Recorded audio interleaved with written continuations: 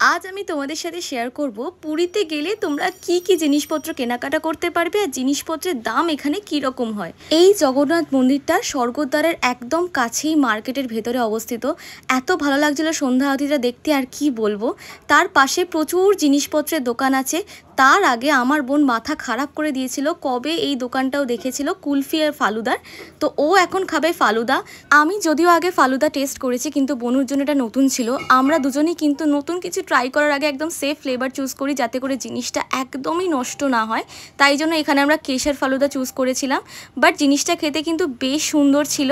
আর এই পুরো এক গ্লাস ফালুদাটার দাম নিয়েছিল মাত্র 50 টাকা। আমার মনে হয়েছিল পুরীতে যা জিনিসপত্রের দাম বেড়ে গেছে, তার তুলনায় এই ফালুদাটার দাম কমই নিয়েছে। তারপর ফাইনালি ওর হাতে গ্লাসটা চলে আসে। এখানে আমি বলছিলাম তুই টেস্ট করে ফার্স্টে বল জিনিসটা কেমন খেতে। ওরও কিন্তু টেস্টটা বেশ ভালো লেগেছিল। তো সবকিছু করে আমরা ফাইনালি গেলাম কেনাকাটা করতে। পুরীর এই অ্যালুমিনিয়ামের বাটিগুলো কিন্তু বেশ পপুলার, আর এইগুলো আমরা কিন্তু গেলে একটা করে নিয়ে আসার চেষ্টা করি। তারপর গেছিলাম কিছু পুচকুদের জন্য জামা কাপড় কিনতে। তো তার জন্য এখানে কিন্তু একদম প্রাইস ট্যাগ ঝোলানোই আছে, আর এনারা কিন্তু একদমই দাম কমাবেন না। অনেক বার্গেনিং করেও কিন্তু 10 টাকাও এখানে দাম কম হবে না। তো বাচ্চাদের এই কালেকশনগুলো দেখতে ওনারা বলেন ভেতরে গিয়ে আরও কিছু কালার আছে, সেই অপশনগুলো দেখতে। বাচ্চাদের জামার কালেকশন কিন্তু আমার বেশ পছন্দ হয়েছে, আর কালারগুলোও কিন্তু বেশ সুন্দর ছিল। একটার পর একটা আমরা দেখতেই থাকছিলাম, কোনোটাই যেন ঠিক মন পছন্দ হচ্ছে না। লাস্টে আমরা পিঙ্ক আর এইটার মধ্যে ডিসাইড করেছিলাম যে একটা নেব, মানে ব্লুটার মধ্যে। তারপর বাচ্চাদের এই জগন্নাথের প্রিন্ট করা জামাগুলো কিন্তু মানে সাইজ অনুযায়ী দাম ভ্যারি করে। যেমন একদম ছোটোদের, যেমন 2-3 বছরের বাচ্চাদের এইগুলো 90 টাকা করে ছিল। এরপরে ছিল 100 টাকার, 110 টাকার, 20 টাকার, 30 টাকার, মানে এরম করে করে সাইজ অনুযায়ী দাম কিন্তু বাড়বে। আর এখানে কিন্তু কালার অপশন বেশ অনেকগুলো ছিল, কিন্তু একরকম কালার কিন্তু পাওয়া যাচ্ছিল না অনেকগুলো।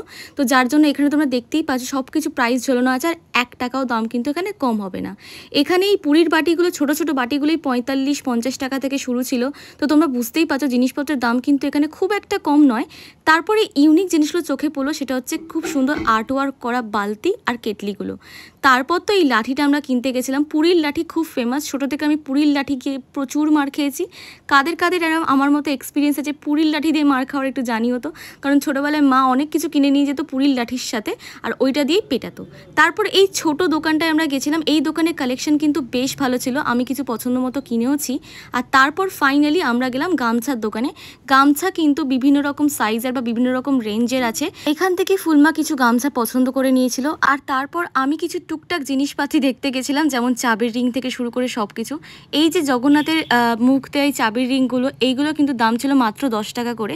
এছাড়াও 20 টাকা, 30 টাকায় বিভিন্ন রেঞ্জের চাবির রিং ছিল। আমার হাতে যে কাঠেরগুলো দেখছো, এইগুলোর দামও ছিল 10 টাকা করে। 10 টাকা কিন্তু চাবির রিংয়ের অপশন প্রচুর ছিল। এছাড়াও ফ্রিজ ম্যাগনেটসের অনেকগুলো কালেকশন ছিল। তারপর আমরা একটা পিতল কাঁসার দোকানে এসেছিলাম টুকটাক কিছু জিনিসপত্র দেখতে। এইগুলোর দাম তো ছেড়েই দাও, পুরো আকাশ ছোঁয়া। তারপর আমরা আমাদের বাড়ির গোপাল সোনার জন্য, মানে 2 গোপাল সোনার জন্য 2টো জুয়েলারি সেট নিয়েছিলাম। আমাদের এখানেও পাওয়া যায়, তবে একটু খুঁজে দেখতে হয়। তবে ওখানের কিন্তু এই জুয়েলারি কালেকশনগুলো ভালো ছিল। তারপর ফুলমা আমাকে একটা ছোট রিস্ট ব্যান্ড কিনে দিয়েছিল। তারপর মা বললো অনেক কেনাকাটা করেছিস, আর করতে হবে না। আর রাস্তা দিয়ে যেতে যেতে দেখলাম সেই কাকাতুয়ার পুরনো দোকানটা। কাকাতুয়ার খাঁচা কিন্তু প্রচুর বিখ্যাত ছিল, কিন্তু এখন আস্তে আস্তে কোয়ালিটিটা অনেকটাই পড়ে গেছে। ফেরার সময় আমরা বিদেশ ঘর থেকে এই সাদা চাউমিনটা কিনে এনেছিলাম। বিশেষ করে বিদেশ ঘরের খাওয়া দাওয়া কিন্তু বেশ ভালো, এখানকার বেশ পপুলার রেস্টুরেন্ট। কিন্তু চাউমিনটা কেন যেরকম বানিয়েছিল, উইদাউট এনি টেস্ট, কোনো সস ছিল না, নাথিং। আজ এই কেনাকাটার ব্লগটা তোমাদের কেমন লেগেছে অবশ্যই আমাকে কমেন্টে জানিও। কি কি কিনলাম সেগুলো তো অবশ্যই এটা ব্লগে দেবো। দেখা হচ্ছে নেক্সট ব্লগে। Tata, by.